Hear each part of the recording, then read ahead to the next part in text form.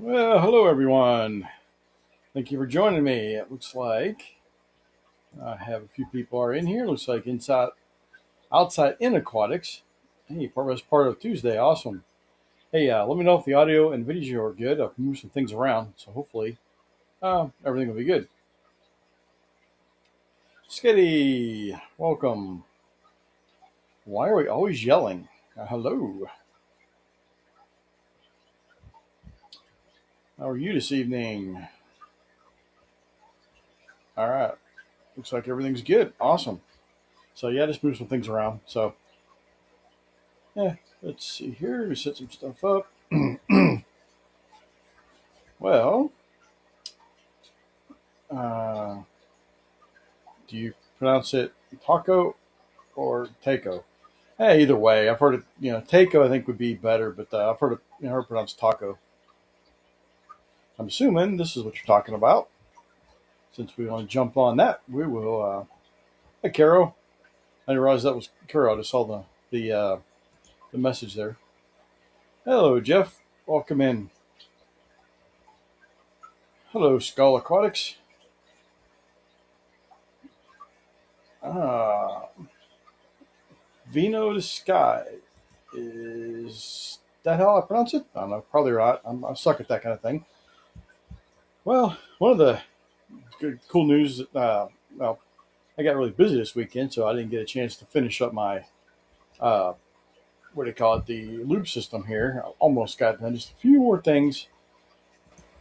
Just a couple more things to do, and I'll get it done. But this weekend, ended up moving my daughter into her first apartment. My oldest daughter.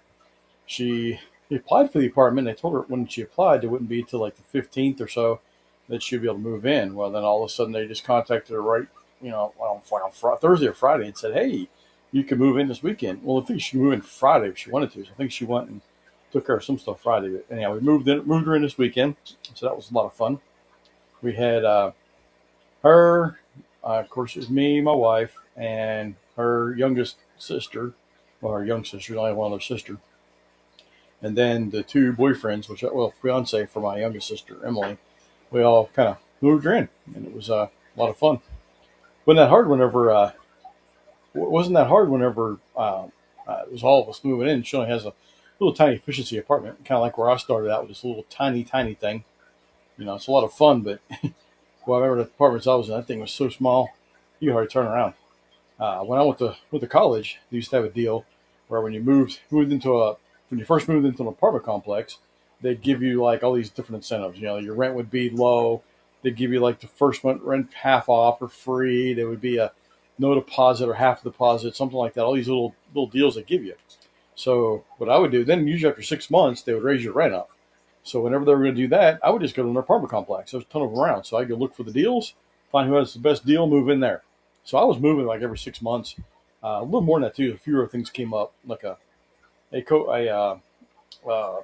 roommate that took off, and we had a 2 bedroom apartment. Wouldn't be able to afford it, the whole thing by myself, and he took off, so I had to move real quick there too. So yeah, that's the way it works. But I'm proud of her. I'm glad she got the chance to move out. She got a decent job now, and so she moved out on her own. And so I have the room behind me. That's going to be her spare bedroom. It's kind of open up now. I think we're going to put a queen bed in there, but I may end up moving the live stream over there. But I don't have all the cool aquariums and stuff, so the background's going to kind of be lame. And I could do a green screen, but this computer I'm on struggles a little bit with the green screen. It even struggles a little bit if I have just because I have what do you call it? The resolution of the camera turned up to 1080p. Gives me a little warning. It says it doesn't perform very well, but I've never seen any issues. So if you do happen to see an issue, let me know. Error 0351. Mark, I've always meant to ask you, what did you go by? Oh, to go to college for? I went to college. I went to Spartan School of Aeronautics. So I started off studying avionics, which is aircraft electronics, and then I took aircraft instrumentation. So that's all the mechanical instruments. The older aircraft had mechanical instruments in there. So there was like the oil pressure gauge. It's actually got oil from the transmission. Well, yeah, from the engine, not transmission, from the engine coming up into it, and it's got a big coil on there. And as the pressure builds up inside that hollow tube that's turning a coil. It starts trying to want to stretch out. When it does that, it turns a dial. So that's how your pressure gauges work. So I learned all about those and how to do speedometers and speedometers with tachometers. Learned how to calibrate all that stuff, work on all those instruments, and then so when I went to avionics, did all kind of electronics, everything from navigational systems to radios. If it was electronic and it was an aircraft, we did it. Then I decided to stay in for a little longer, and I went through and I got my airframe license, which that means I was certified to work on any part of the aircraft except for the actual engine. So the engine I couldn't work on, but I could work on all the accessories hooked to the engine. So like alternators and all that kind of stuff I was qualified for. So that's what I went to school for. I worked on helicopter gyros for let me see, how long was that? Like 2.5 years. It didn't seem right. I think it was 4.5 years, something like that. Worked on helicopter gyros for a while. Then I working for AT&T. That seems to be a much better paying job. Got a big pay raise quick. Skull Aquatics, hello. I think I said hello. Let's see if else is in a Fish Fan Link. I'm always happy to see that in here. Very cool. So, first thing I wanted to bring up, well, of course, after we got my daughter moving out of the way, so I was kind of busy this weekend. I didn't get a lot of stuff done that I wanted to. That kind of popped up, but that was very cool. Definitely worth it. Let me pull up. There's the event coming up. So, this event is TACO, the Texas Area Killifish Organization, the Bell Review. It's their show and auction. So there's a schedule of events like 7:30 a.m. Judging commences. If I know Art, it might start earlier if everything's there. So that means you need to get all your stuff, all your fish and stuff there probably the night before. You get them all set up, get them all in their containers and everything ready to go. And Art has done it the last several years out of his home. And it's really cool, man, the way he sets that thing up. They rearranged the whole house, so you got a whole house full of killifish. Last year we had well over 200 pairs of killifish. I think it was 230 or 250, something like that. It was a big number of killifish. It was the most killifish they ever had at the show. So it was definitely worth going to. And the auction was crazy. It was so hot. We were outside last year. We decided to do the auction outside. We did it twice, I think. And now it wasn't too bad. You were kind of in the shade, but it was pretty dang warm.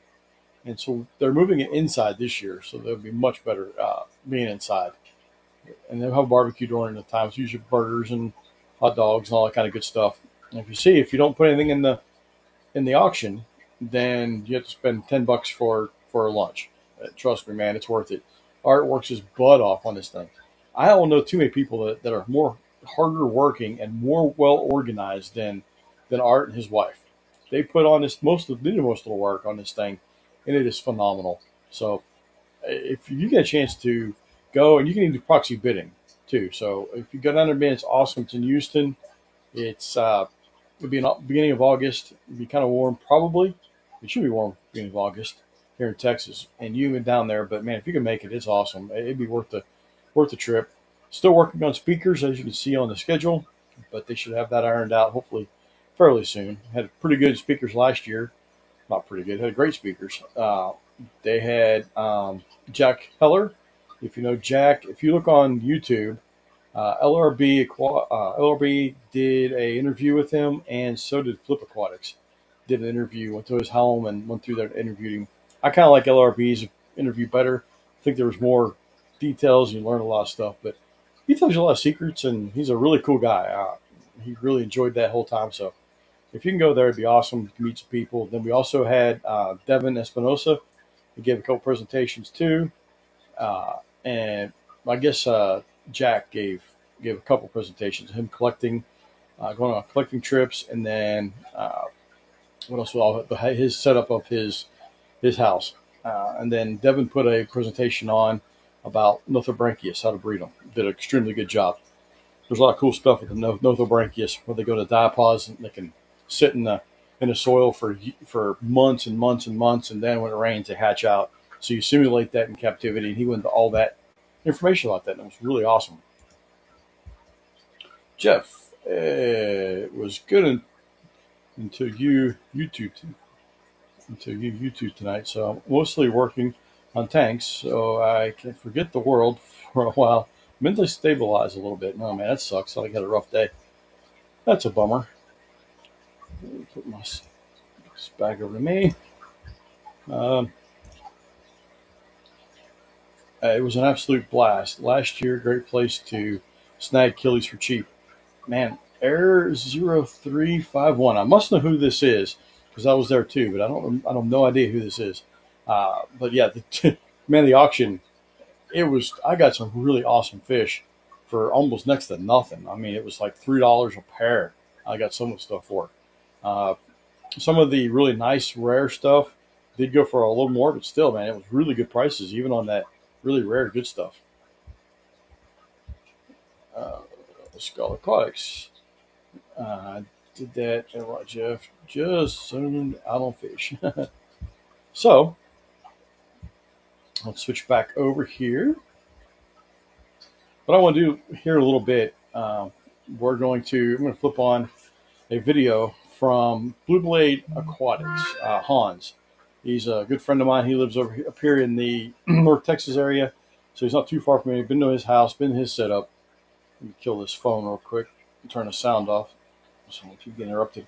But been to his house. He's got a really cool setup. Oh no. Hang on.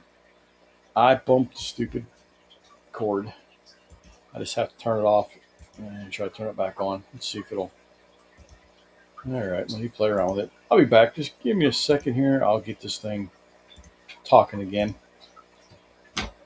I forgot I had a bad cord and I bumped it. Let's see if it'll come back up. If not, I'll have to switch to the other camera. If it'll come back up at all. Let's play around. Let's jump off of here. Let's go to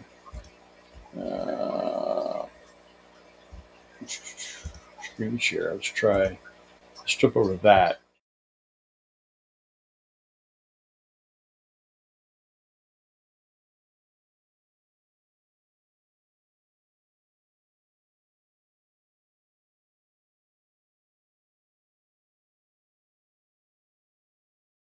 Get the camera for the computer. Aha, there we go. That one camera's back. All right, let's see. There we go. Sweet. Okay, I'm back. That's all. I was going to go here anyhow. But what I was saying is I'm going to play Blue Blade Aquatics video on a greenhouse system he built outdoors, and it's covered, so it's like greenhouse. But then he's building shelves, not shelves, but tables in there to be able to put totes to put outdoor fish in or plants. He's got you'll see in a minute. He's got a really cool setup. I thought about doing something like that. We'll get to that. Let's see. Dennis Engel, welcome. Do you think there are killifish in the soil in California? Uh, do they usually need a river that dries up? No. Okay. So when I mentioned that they dry up, that's not in the United States. We don't have uh, we don't have any of the annual killifish. And annual killifish are the ones that they that the eggs have to well the soil has to dry up around the eggs. So no, you probably don't have anything there. They don't have any true annuals. But I'm sure I don't know for sure. I was going to say for sure they have killifish there, but I really honestly don't know. There might be some brackish water killies over there. I don't know. I'd have to look that up. Good question. But they definitely don't need. Not all killifish need to dry out. That's what I was trying to say. So the semi-annuals and the non-annuals do not need that drying up. You can keep those in water and takes most of them it seems like take about 2 weeks to hatch. That's kind of a generalization. There's some variation there, but you would have to just take a look at what species you're trying to breed and figure out what the incubation period is for that species. And is it going to be a mop spawner? Is it going to be a mop that's hanging and floating, or is it going to be on the substrate? Is it a substrate spawner where you have to put substrate in there? Is it a diver?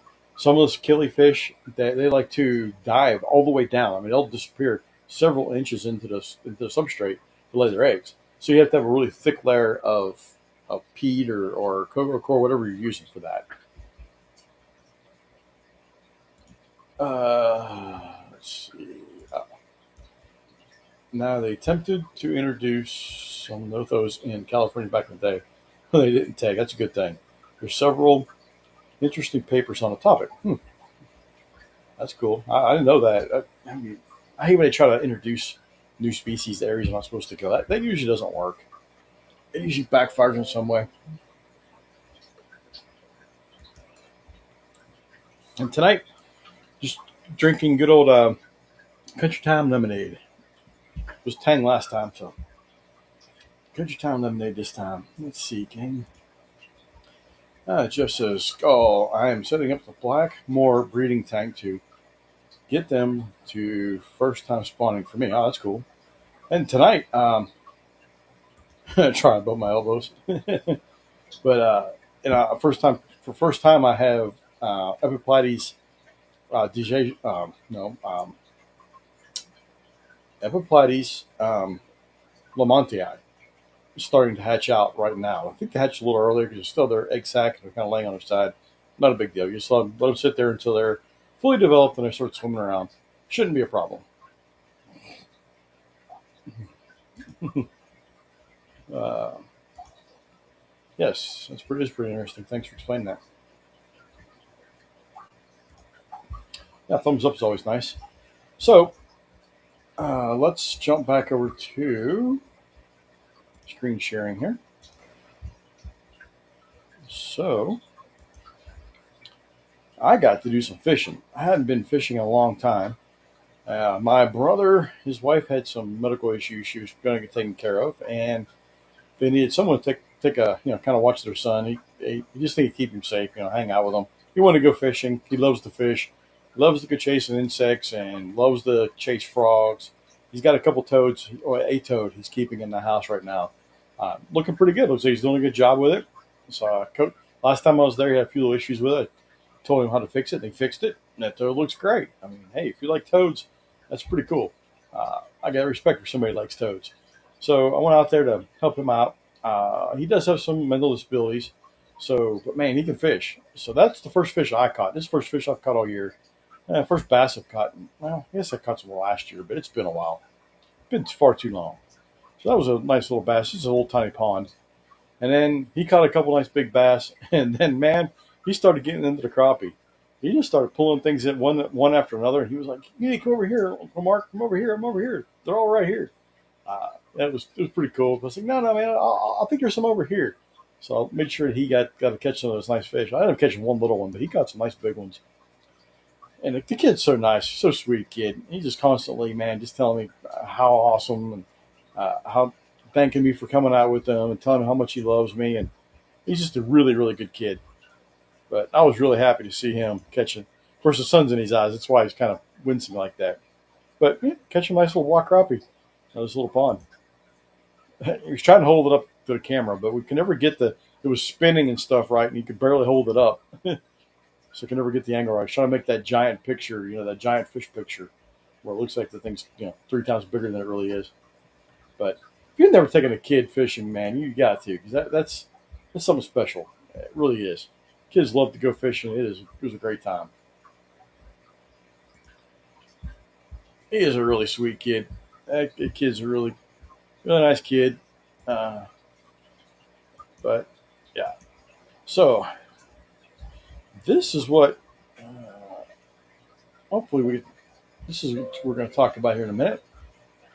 Han said he might be on and during the live stream too, but this is his system he set up. It's pretty cool. I got to admit, I'm a little jealous. I was thinking about doing something like this, but I can't do it exactly the way he did it, and I can't use this the what do you call it uh, man I am my brain is fried.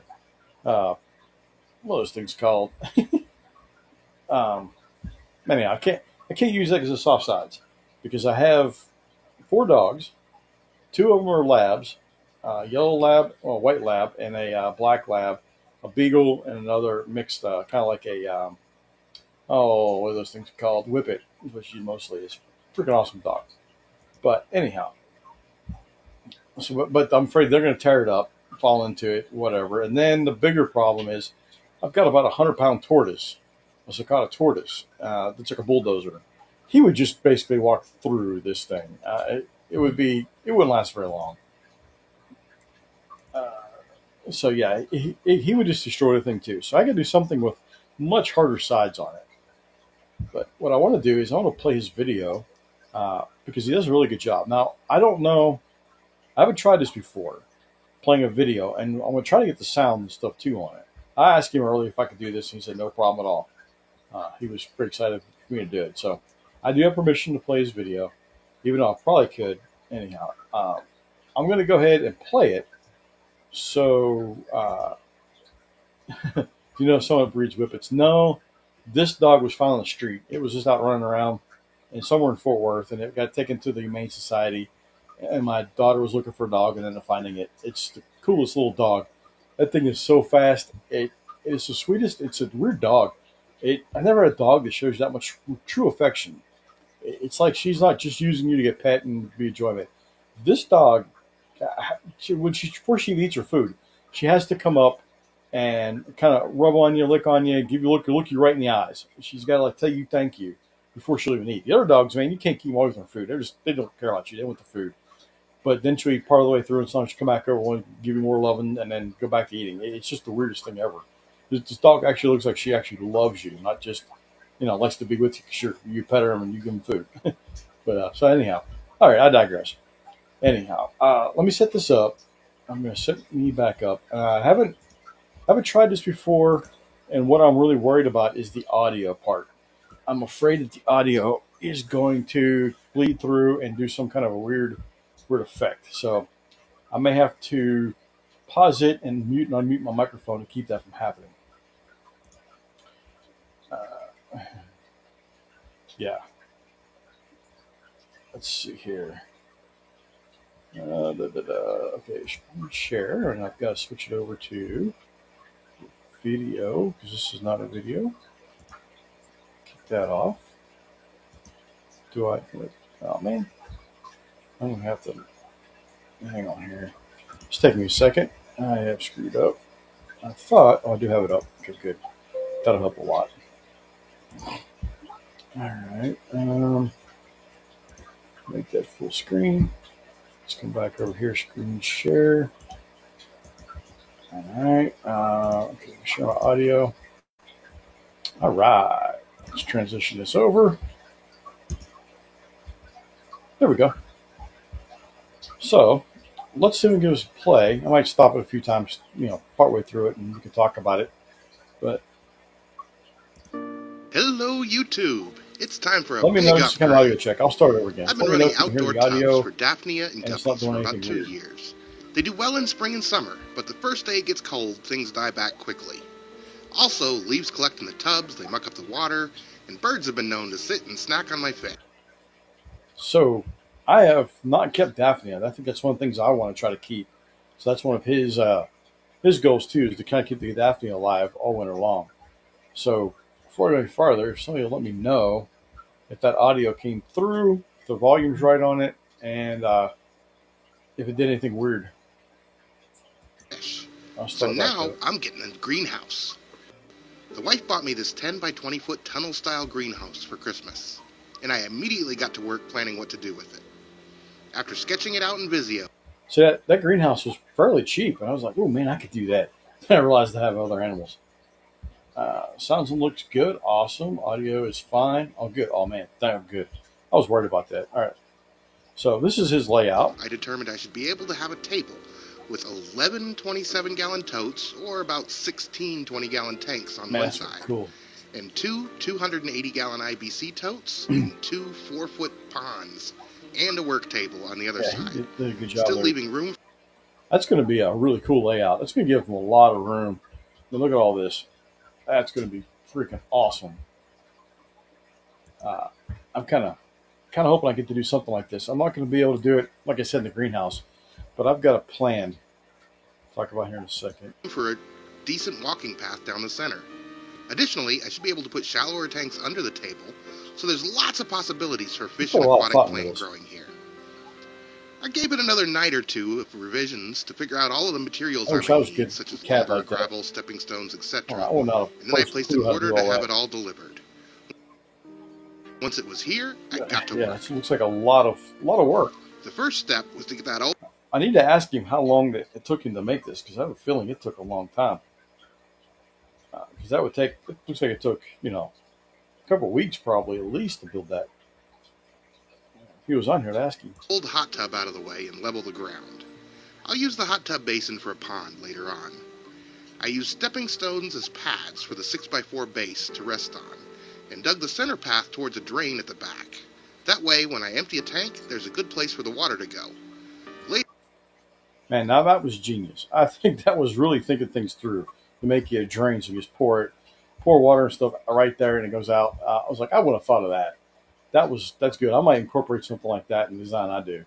Later, I'll fill this with coarse gravel and top it with stepping stones. The 220-volt wire for the hot tub won't be used right now, so it was disconnected at the breaker. But I'll leave it here in case I decide I need it later. However, the power line stubbed out for a future deck will come in really handy. I'm using 4x6 12-foot boards as a base. This will give me something secure and heavy to fasten the greenhouse frame and its plastic cover down. This worked great with two exceptions. First, 2 layers of 2x6s would have been easier to cut and carry, and they could have been staggered and screwed together, avoiding the... So the way I do it, I may not use the frame like that. What I'll probably do is do it. I don't know if you saw some of the live streams we're talking about going out and helping out at the rescue, where they put their birds in a muse. Basically, it's dog runs. What do you call it? What's that stuff called? The cyclone fence or whatever. That has a framework, and you put the panels on. Usually, it's 10x10 is what they come standard. We put 2 of those together and you get a 10x20. I think I might do a 10x20, and then on top, just like we did for the rescue, put the welded wire, the 2-inch by 4-inch square welded wire over the top, and then put shade cloth all the way around the whole thing. Try to keep it cool.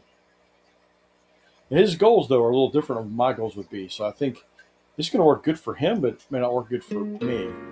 Hello, YouTube. Welcome. Today I'll go and an airlift. Uh-oh, I hit the wrong button somehow. Let me see what I did wrong. Hang on. Let's go back. I messed up. I was afraid of doing that. Let's see here.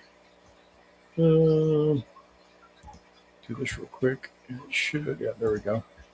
Together, avoiding the cost of metal plates to bolt the 4x6s. And second, I should have built the frame before the foundation. It ends up the frame was not 10x20, but rather 9.5 by 19. After a bit of cursing, I managed to fit some extra boards, but that was frustrating. Beware. The frame went up in an afternoon. All of the parts were brought out and set in organized piles and then assembled. It's straightforward. See that? That's coming together pretty good. It can be done alone, though having a helper is better. Thank you, my wonderful wife. I used metal strapping and a few screws at each post to secure it in place. And with that, it was surprisingly... I like this idea of strapping that baby down. We're in Texas, man. You got to strap stuff down. It'll blow away if you don't. Dirty. Before installing the cover, I finished the floor and the shovel work. Weed block is put down, and then leveled stones are placed for each table. I don't know if I'm going to put a floor in it. I might just let the grass grow up around it. The grass might help for insulation and keep things cool. Then a single. Hey, welcome. We're just checking out Blue Blade Aquatics. His design for his greenhouse, where he's going to put an outdoor tubs. Finally, the gravel is added to the center drain and path, and then stepping stones for walking on. Now the cover is added. It goes on easily, just a few minutes. But it's worth noting that this is only attached to the frame by 4 flimsy ties at each end. There's nothing attaching it to the bottom or the middle of the structure. So for additional support, I bought a roll of 2-inch nylon webbing and added a portion between each rung, using screws to attach it to the foundation boards. Hi, Zen. Thanks for joining us. We're checking out Blue Blade Aquatics greenhouse, his build. Highly recommend doing this if you're going to build this type of greenhouse. Finally, I used some scrap 1-inch half-round lumber to pin the sides down to the foundation with screws, and then I stapled the remaining flap down. That night, we had a storm, with 30-mile-per-hour winds and gusts that were much worse, and it held up fine. Yeah, I remember that storm. That was blowing pretty good. That thing blew through. I know it damaged up some of the mews I was talking about. What I was going to do, they have the 20-foot long. I think there's one like 40-foot long they had. Well, when the wind hit the side of that thing with all that shade cloth, it worked like a sail, and it bent part of it in. And they were going to, and they just never got around to it and forgot. They're going to put T-post in where the 2 panels come together. Drive a T-post in the ground. And you strap the whole sides of it to that T-post, so that way when it tries to blow, it's got the T-post holding it in place, and it works really well. That's what I would definitely do if I was going to do it too. Hello, Thomas. Welcome. All right, let's go back to this. With some protection from the cold and rain now, it's time to build the stand. I'm working on another video on tank stands, and it should come out after this. The stand is shorter than my usual at just 2 feet high, but it's 19 feet long. Also, I'm using treated lumber here, as I expect this may get wet way more often than my usual indoor builds. The table... So, I was going to do this, and I wasn't even thinking about raising up on a table. It's like, when I saw this, it's like, oh, that's genius, because then it's easier to get to. I was just going to lay them on the ground and thinking I have a little extra room on top. But if you did something like this, and you spaced it right, you could actually have a little room underneath for storage or for another layer of totes or something right there. So it could be kind of cool. Is a 2.5-foot cube with a center shelf, and it's very sturdy. I don't usually add tops to my racks. It's enough to support the tanks by the 4 corners. But I happened to come by several sheets of OSB, so I decided to use them here. Everything's cut, and then I painted both sides to give it a little bit more water resistance before I bolted it in place.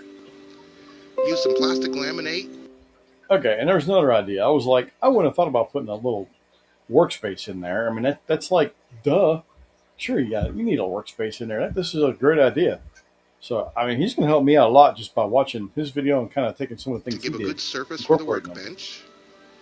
And then 2 outdoor LED floodlights are used to make the place usable in the evening. Another good idea. These only came with 5-foot cords. One of the things that I've already bought was solar panels. 100-watt, 4 solar panels, total of 100 watt with a controller in it from Harbor Freight. It's like $159. So I need to get a battery still, and then I'll have solar, and for just as little as I'm going to do it. So I had to extend the wires. I took the opportunity to chain them together onto one plug, and later I'll install a light switch. I install my electrical outlets inside the table, so they'll be dry and protected. I'll be using a closed-loop air system to power the filters in all these tanks and bins. For the centerpiece that will connect the air down both sides of the greenhouse, I bend a section of PVC with a heat gun and secure it to the greenhouse with zip ties. The rest of the PVC sections are measured and cut, and then the air valves are installed. To do this, I pre-drill holes with a 13/64 drill. This is what I do, and for my use fish a room in second here. drill to thread it in the valve. That's exactly how I did it. And if you want to get this straight line on top of here, the easiest way is to lay the PVC pipe flat on a table, and then take a marker and just run down the side of it, and it works perfectly. It makes it perfectly straight. You just roll it to where the marker is going to be hitting wherever you want the line to be, and just shoot it down there. It's real easy. I hadn't thought of that. Repeat this 24 times. Now my valves are ready. Then the piping is fit in place and secured to the greenhouse This takes time. with zip ties. For this low-pressure air, it's not usually necessary to glue the pipes, and even if it is ever needed, I can glue them later. Yes, Zen, I'm going to do something similar. I'm going to do it outdoors. I'll wait till this goes over, and I'll go into details on what I plan on doing, how it's going to be different than what he's got here. My goals are going to be a little different. I'll be running this with an AP40 linear air pump. It's placed under the workbench near the outlet, and then connected with 1/2-inch tubing. I previously just used air stones in my outdoor tubs, but for these I decided to try for... He has some really cool lift tubes like this already designed, 3D printed on his website. And he 3D prints them. He designed them himself and 3D prints them, and they work pretty good. I've seen them in action. I've never actually needed one yet, but it's something you could definitely something better. Take modify the jet lift design I use with my mat. I don't know for sure if he's selling this particular version because these are longer for this particular type of build, but contact him. He might be more than willing to print you some filters to make it have a tall base at the inflow and flanges to help keep ties in place. That way I could wrap cheap filter floss batting around it and use it like a standard vertical sponge filter. This should use less air than the air stones and provide better flow and some additional filtering from the battening. I could also put them in a pot filled with gravel as a gravel filter. To keep them weighted down, I cast some concrete into bowls and then epoxied the filters onto the top. One complaint I've seen often about these it's something else I wouldn't have thought of. Greenhouses is that the zippers at the doors give out. And even if not, it's a pain to use a 6-foot zipper every time you go in or out. I have an old glass screen door lying around, so I'm framing in the wall to use it. The wall will also give me a place to mount a ventilation fan in the summer. The simple wall frame is mounted to the 4x6 base and attached to the greenhouse frame. That's all that most folks do. It's pretty simple. I have a sturdy table here that's going to be weighted down with 300 gallons of water. Attaching the wall to my stand with this extra brace should keep the new wall from moving at all. Then some OSB cladding is installed and painted, and the greenhouse tarp is stapled in place. Very cool. I think this will work nicely. With a door in place, I can put in the light switch. This outdoor switch plate gives a bit of extra protection from the elements, but just to be safe, I leave it on a plug instead of wiring it directly in. That way, I can disconnect it quickly if anything goes wrong.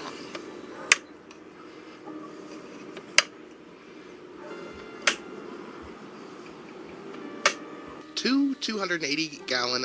So I've got several of these outdoors without being protected, and I can grow all kind of fish in those. So it's pretty cool. Pretty cool idea to stick them inside that thing, but they work without just being out in the open. I've got mosquito fish in there, of course, black striped top minnows.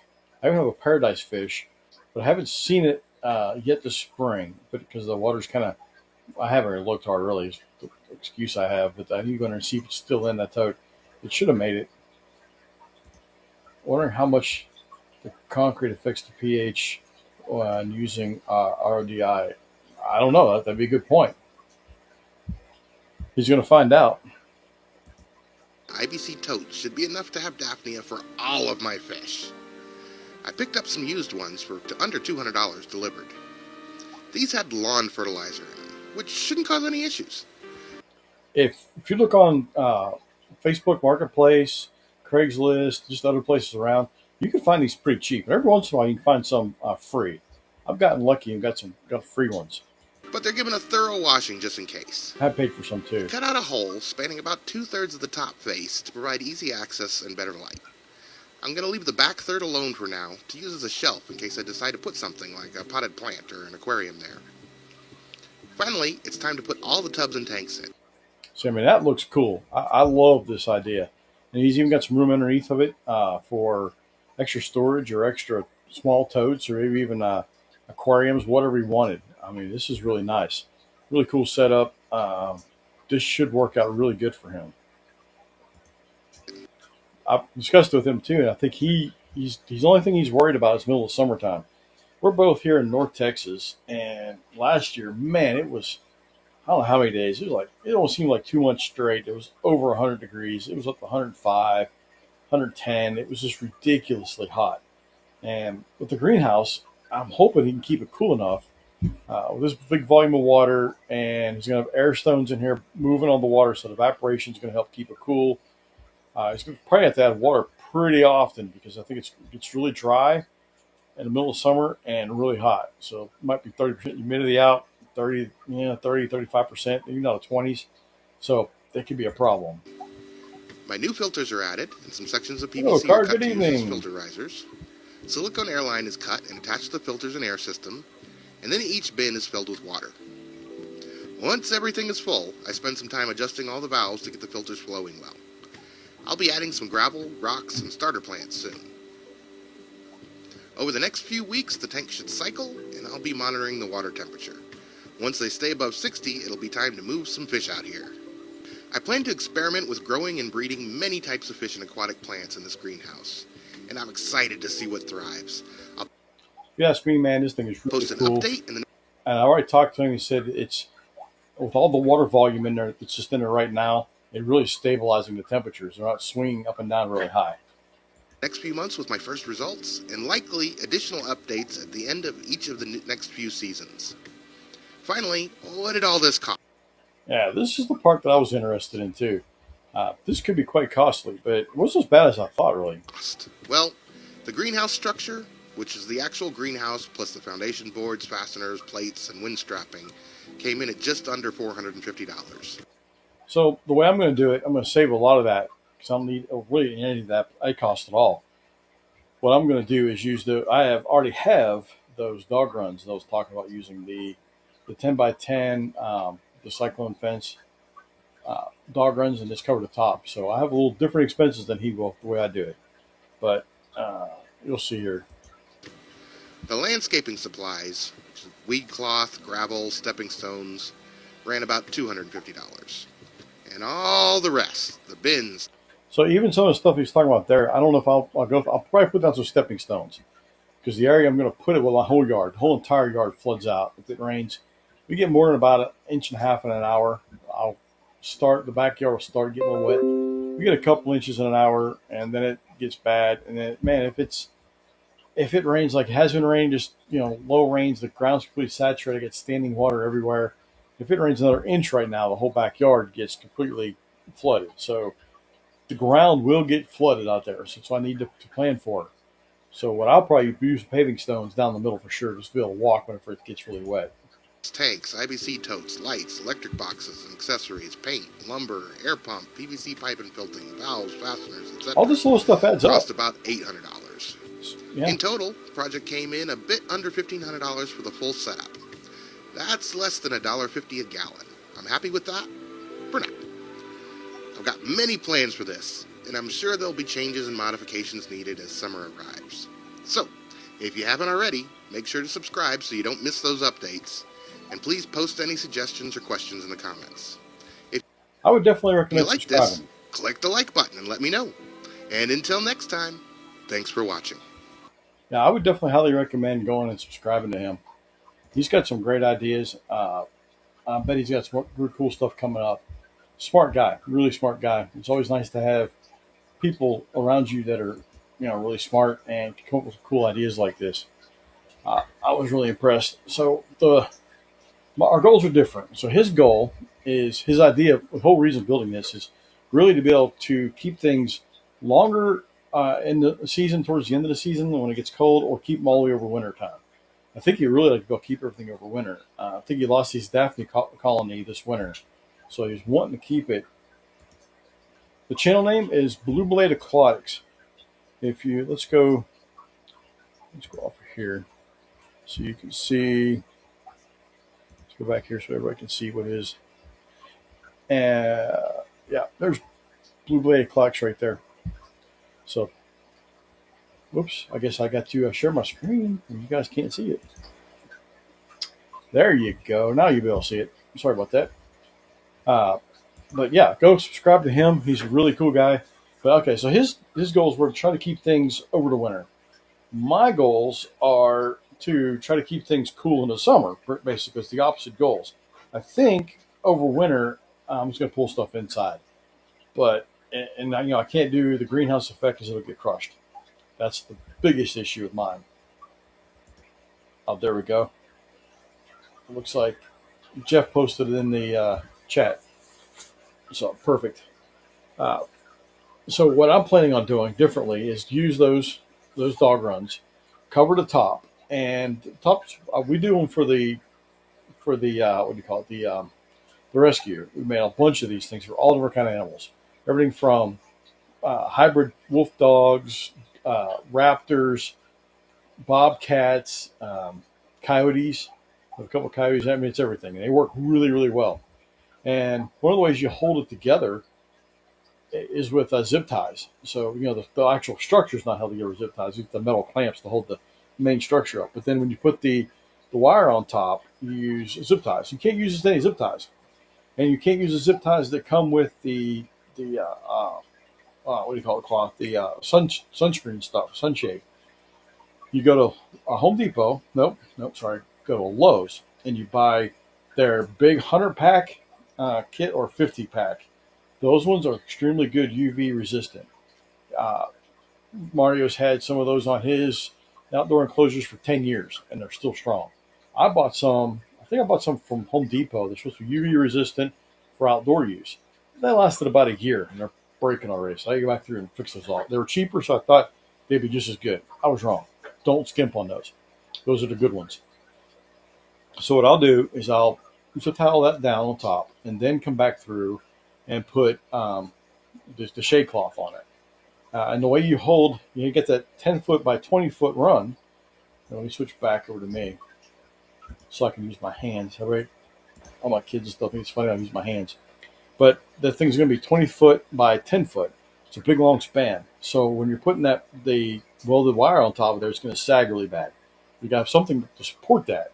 So what we use is the conduit. There's I don't think it's probably 1.5 inches or so conduit pipes that are like 12 feet long. I think they're 11 or 12. They're longer than 10 foot. And you lay them across the top. And I think he takes about 3 of them for a 10 by 10. So I think it takes like 6 of them or 5 of them or something like that for a 10 by 20. I'll have to look at it. You lay it on top, and then you lay the welded wire on top, and you zip tie the whole thing down. Those conduits get zip tied to the main structure, and then the wire gets pulled through, and everything gets zip tied all down tight. When you're done, it's extremely strong structure. And eventually, the grass grows up through the bottom of that, and then it just locks it in place. If you're not putting anything you really don't need, if you put animals inside there, you kind of keep things from digging in or digging out.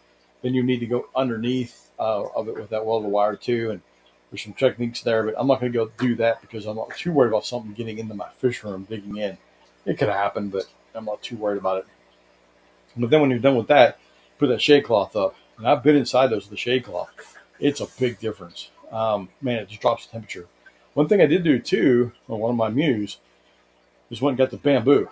You get the wood rolls, like a 25 foot or so roll of the bamboo. It's small bamboo. It's not, it's about like that or so. It's about like that. The different bamboo pieces, and it's got wires holding it all together. You do on the inside of that too, and it makes a vertical slats. That reduces the amount of heat inside there a lot because it lets all the air flow through and blocks the sun. I think the shade cloths will probably work just as good. Get a little bit of air through, but yet keep all the sun out. So that'll help reduce the temperatures. But I do have a problem. Now his enclosure, the greenhouse, will keep water out. It's waterproof. The water will shut off it, and you won't have to worry about rain coming in and overfilling his tanks. I will. So I'll either have to devise some kind of system in there that's going to let the water, that'll shade some of the water from just falling into my tubs, or let them fall in my tubs and maybe put drains on the side to keep the fish from getting through. I'll have to get creative with that. I'm not sure. There is another idea that I'm playing around with, but I'm not sure I want to do it or not. It might interfere with the cooling, but I'm not sure. If I can get some, they have the corrugated, it looks like corrugated tin, but it's corrugated plastic. It's cleared. It's for greenhouses. If I stuck that on top and I angled it right, I could get that water to run down that thing all the way to one side, and then have a gutter system set up, have the gutter going down into a rain collection system. Therefore, then you would have water available. Put one of those 250 or 275 or 330 gallon totes, or a couple of them outside of it, and could collect and get rainwater. And then you simply need to move that into your tanks and stuff inside, so you always have water available and you control a little better. But I'm not sure how that's going to work. I have to kind of think about that because there's some problems I see. If you're starting to tilt that thing up and you got a good 50 mile an hour gust of wind coming through there, that's a lot of force to lift up. So I'm afraid of it just ripping off or lifting up the whole enclosure or something like that. I just got to be real careful how I do that. There's probably ways around it. Maybe I can tap it, if it's sitting an angle like that, I could put a piece of 2x4 or something here so air can't go, the air can't go underneath of this and lift it up. I'll think about it. I'll be able to come up with something that'll work. But I like being able to collect the rain water as well. The solar panels I bought, are 100-watt solar panels, and I already had one 25-watt solar panel I was playing around with. So I can incorporate that panel. It's the same type of panel, and put that on there by 125, and my controller can handle that kind of power, no problem. And the battery, I'm going to get a battery for it. I think I get a 35 amp hour battery for like $80. I might get two of those, put them in parallel. We'll see. What I'm wanting to do is run under 25 watts of power. So during the daytime, if it's bright and sunny out, that'll not be a problem. It'll be able to charge the battery up, pump, move either air or water for 25 watts. Not a problem. Nighttime is going to be the issue when I'm not generating power, or if it's overcast for multiple days. Then you're going to be relying on your batteries, and I don't know how long they'll last. So it's going to have to be a trial and error. Hoping that if I don't have a lot of sun, the temperatures will be lower.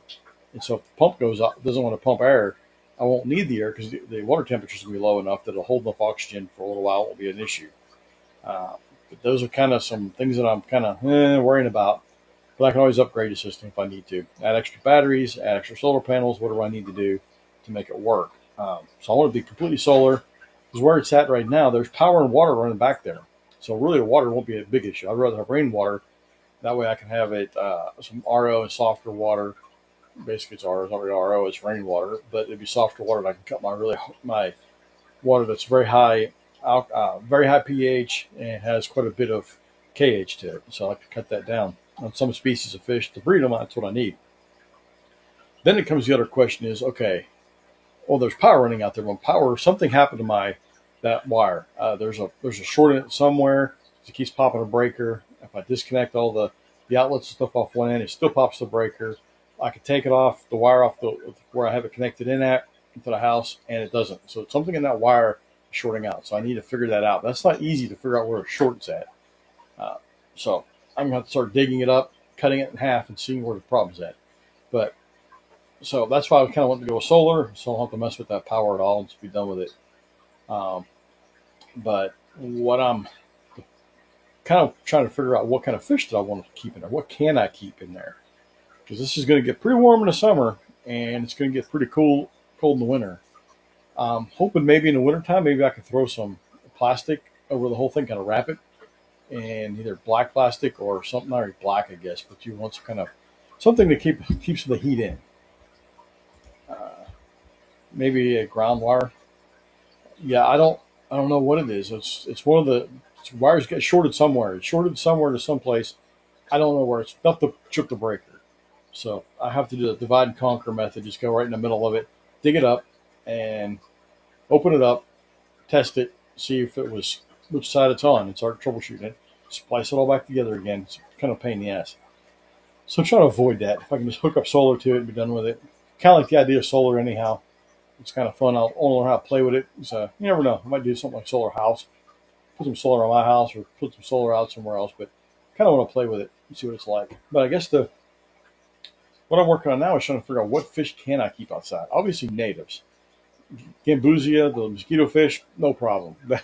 Those things will do good no matter what. You don't need anything for those guys to do good at. So, I don't know if there's some exotic killifish. Maybe. I bet I can get away with Epiplotis dejei, but I don't know the winter time. It's probably a little cold for those. But the summertime, they'll do fine. And if I have to, I'll just use it during the warmer months. I got quite a few warmer months here in Texas, so I can keep stuff outside. And I'm kind of curious if I can take some of these killies that I'm growing out, like behind me, all these grow outs, if I can move some of that outside with the higher temperatures out there. I'm wondering if it would, really grow faster. If I can really increase the speed that I can get them up to size and be able to get them to sellable size, really be able to sell them, so I can up my production by quite a bit. That would be awesome. Aphyosemians, Aphanes and natives do fine out in my mini ponds during the summer. Yeah, that's cool. That would be something. Yeah, the natives would be good. And the Aphyophanes, yeah, that might be something I go with. I'm sure there's going to be some that are going to be. So what do you expect the water temperature ranges over the course of the year? Okay. this is so from what I'm obviously down to freezing because we got and it got down the teens for I think it stayed below freezing for like 88 hours or something like that. Now it's back up in the 50s, 60s, maybe 70s for the rest of this week and dropped back down into the upper 50s and low 60s. So that's what it is this time of year. But in the summertime, I think in the wintertime, I think I keep the temperatures above freezing. I keep the water above freezing is what I'm trying to say. I think that much volume of water all took together, I bet it'll take a long time for it to freeze. Some of the smaller containers, if I had like a 10-gallon aquarium sitting out there or something, I might have some issues with those. So it's going to be really cold, just above freezing probably. And then the high temperatures, this is what I found by putting aquariums on the back porch. They were completely under a canop, the back porch area. A couple of them got some sunlight in the morning and things, but the water, and it was really hot this summer. So this would be a good example of pretty extreme. The water temperature got up to about 98, 99. So hot. Uh, Being out there in that situation, I'm hoping I can keep the water maybe 92, 93 is what my mind's telling me would be about the high that I would hitting during the daytime. And then the nighttime lows are only in the 80s, so it's gonna be a little difficult. Switch between two streams. uh, so yeah, it's gonna be a challenge to figure out what to work year round, but it doesn't have to work year round. I can pull stuff in during the wintertime. I'm okay with that, and then maybe a few more natives or something during the winter, and do some events and take some stuff out, teach people some things during the wintertime. Uh, I bet I could do white clouds, rice fish. I do have some rice fish behind me. I think it'd be cool to get at least some of the tubs out there with the rice fish. I think they'll handle it. I think they'll be okay. Don't know. It'll be an experiment. We'll find out. I think those high temperatures are going to be my problem. If I can keep that water cooler. Of course, that was like 10 and 20-gallon aquariums that I had under my porch over there. So, those were up against the house too. So that does help keep it cooler. Those are small volumes of water, and they weren't up against the house. There's a gap, so I don't know. We'll see. I don't know. It'll be interesting. It'll definitely be interesting to see if this is going to work. A good experiment. Golden Wonder killifish. You know what? I got some Golden Wonders right over there that I bought the breed. I could try that. Golden Wonders have a chance. Those Everplaties and the Aplochilus, those both might do okay. Doesn't have to be killifish. It could be something else too. Do shrimp outdoors? Yes. That I thought about that too. But the shrimp don't do well in my house. For some reason, I've tried it a couple times. I guess it's been years since I've tried it, but every time I've tried it, they seem to go fine for a while, and then they just slowly start showing up. Start disappearing, coming up missing. So I don't know. Kind of weird. I'll have to figure that out. Uh, but I think that'll. What else would I want to try? I don't have to try. I could try. I don't know, man. I could try anything I want out there to see what happens. But a pistos, I wonder if a pistos could handle that high temperatures, or rams. I know some of the uh, German blue rams and stuff like the higher water temperature, but they don't like it that high. I know they like it in the 80s, but my temperature might be a little bit higher than that. If you breed them, let me know. I want to buy some. I'm in Texas also. Oh, okay, cool. Yeah, I'll let you know. They're not quite big enough to breed. They're almost a breeding size. But I was looking at them today, and these were not imported. These come through a what would you call those? A bigger company that wholesaler. A friend of mine got them for me. I was looking at them today, and a couple of those don't look that great. Look a little thin, and I've been feeding them good. So I may have some parasites going on. I may have to do some treating of those guys and see what's going on. Some of them look fine. There's just a couple of them, and I've had them for I don't know 2, 3 months, and they've been doing fine. But Night Owl Quad Eggs. Hey, I like that name.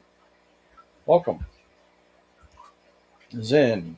I have a 20-gallon that the plants actually live in my porch all summer and winter the past year and hang on, the HOB never stopped running, but it's going to get up to 95 and almost froze, but no fish. Yep. X-ray Tetris, man? I bet I could do Mexican Tetris because there's some Mexican Tetris down on the coast. So that might be a possibility. Uh, just hatch my first gold. They're easy. Yeah, there shouldn't be any problems at all. As long as I get good healthy ones. I've hatched out so many. I mean, and grew up so many different killifish. Golden Wonders should be relatively easy, and actually very easy. Pistos and Rams should be all right to 85, maybe more. But then you risk getting all males in your spawns. Oh yeah, I didn't think about the temperature and skewing the sex ratios. That could be a problem. But hey, but people like males. I mean, it might not be a bad thing. So if people just want to buy males from a really beautiful fish, it might not be a problem. You know? So I don't know. I think there's a lot of things I could do. There's a lot of things I could do out there, and I could experiment. You know, I don't. And just because they say a fish is supposed to be, supposed to keep a certain temperature range, I found that's not always true. You can keep them. Now, breeding them, now that is a little different sometimes. You might be able to keep them alive, but can you breed them at those strange temperatures? Like the Epiplates dejei, man, they did great outdoors all summer long. They didn't care it was so hot. They didn't actually totally normal. So I thought that was pretty cool. It would be neat to see if I could do if I could keep some of these other the Aphyosemians, and I have to kind of take a look. What if the Nothos? I don't know, I have to do a little research to figure out where some stuff's from, and see what might be from areas that tends to get a little warmer. And the cooler. I don't think I'm able to keep doing. I'm cool, so I think I'm gonna. I think it's a losing battle. Once they get about 65 degrees or so, I think most killifish are going to be done. There are some cool climate stuff that like that 65, 68 degree temperatures. But I know if I get down to 40s, I'm probably going to kill just about everything that's not native. Except for there's what are those? The Mentos. Can't remember the genus name. I'll try keeping those. I can't really keep them. Oh, I could probably do some. Man, I wonder if I could do some Everglades pygmy killies. I mean, a pygmy sunfish. Now that could be cool. I bet they would do good. I get a big 275-gallon tote, shove it full of guppy grass, and then and then throw a bunch of those in there. Throw about a half a dozen of those gold dudes in there and see what they do. That could be cool. Those things are awesome. I got a pair of those right now. I'm hoping they'll breed, but I haven't seen them breed yet. Rams hatch between 76 and 78. Hatch extremely female heavy. Okay. So what you do is you just breed them during the winter or during the fall or whatever. Get your females, and then during the summertime you get your males and pair them up. That seems inefficient, but crazier things have happened. But the bluefin killifish. I have some of those over here too. I bet bluefin killifish would do awesome outside too, and those outdoor tubs. So there's some pretty cool. And there's going to be windows if I play my cards right. My chair's sinking or something. I think if I play my cards right, that I could do something like Gardener Eye. I could probably breed those in the spring and in the fall, and I bet they would do really well outside. Another trick I'm going to try to use at nighttime, flip on a little black light or something to draw insects into that inside of there. So that's the other advantage. Well, that's one thing I need to disadvantage, I guess. Advantage and disadvantage. The advantage is I get some insects coming into my enclosure outside because of all the gaps. It won't be sealed up. But I need to keep out dragonflies and damselflies because those little aliens will get in there and kill everything. What program are we using to live stream? This is EV Mux. It's a pretty cool program. The learning curve is a little bit high on it. It wasn't real simple. I think we ought to figure out what the heck was going on. But they have a lot of good videos for how to use it. So there's a free version and there's a paid version. I'm on the paid version right now. A couple extra little features. I can't remember what all they are. There's a couple of features that came with it that I wanted, so I went ahead and paid for it. It's not that expensive. So it's going to be well worth it. But yeah, I think this is going to be fun to see what I can actually breed and what I can't. I'll have to do like the totes like he was doing it. Those 27-gallon totes. I think I'll probably use a bunch of those, and that way I can move things in and out of those fairly easy. Without the 275-gallon totes, I could put like Florida flagfish in there, but that's really hard to harvest from. You got to get a real creative, try to figure out how to get stuff out of that. The what do you call it? The white cloud minnows, that'd probably work too. But yeah, if I threw them out there, probably Gardner I could probably put out there probably beginning of May or so, and then probably all the way up to July, maybe even into August until the temperature started getting a little too high in the water, because the air temperature will be higher than the water temperature. So then obviously through August, September, probably October, probably the end of October, maybe end of September. Then I could probably, let's try to think. Yeah, September's extremely hot. October's pretty warm, so I could probably get them out in mid-October, all the way into probably almost into December, and before I have to pull them again. So, I'll play with it. Anyhow, I'm kind of tired. I think it's time for me to head out. And if you would, everybody go over to Blue Blade Aquatics. He would appreciate you guys stopping by. And he's the other guy in the area that does killifish. And he and I are going to be at the show coming up here in March. Let me see, March 9th. I've got 3 tables there, and it's going to be in Irving. So stop by if you're in the area, and it's going to be on the northeast side of the DFW airport. Oh, you're welcome, Carol. Hopefully, or Coral, hopefully it was entertaining enough. Just didn't have a whole lot of time to prep anything with this weekend being, busy. Plus, I'm on call right now, so I could get called out at any moment. Probably won't. There's an evening guy on. Then this weekend I'm on call because I swapped last weekend for this weekend with our friend that helped him out and helped me out. So we'll see what I can get done. Usually I get called out all weekend, so I have a lot of time. I just kind of hang around the house just when I do water changes and do a lot of fish room stuff. But this weekend, hopefully, I'll get my loop finished. Oh, and get gills. I'm trying to get a get gills store set up. I've got a lot of different species of killifish to get rid of. I've got behind me, these are Gardner. I probably can't make sure you can hear me. Gardner golds. Got a couple of Aphyosemians oranges, but they're not ready yet. In fact, I might keep those for breeders. They've got some really white tips on the caudal fins. The tips are really white. I like that. So I might keep those for breeders and see if I can keep that really beautiful white tips on those. Rice fish aren't ready yet. Those aren't quite ready yet. Aphyosemians. These I have a few Aphyosemians striatums that I'm going to put on there. I got a tank here and a tank down there of them. There's only 3 males in this tank, unfortunately, and that one has some males I can tell, but they need to grow a little bigger so I can tell for sure. Then over here in the good old Gardneri Majai, those are going to be awesome. Those get really big and nice. But over here, you can't even see what I'm doing. I bought my. Anyhow, well, I think I'm pretty much done anyhow. I bought my. Can someone drop the link? Oh, he got it for you right there. Anyhow, so I've got some Primigriums. I forget how you pronounce it. They're Aphyosemians. I got a bunch of those guys. Got a bunch of the Applies the JI. I have Applicaeus Dei. A bunch of those ready to go.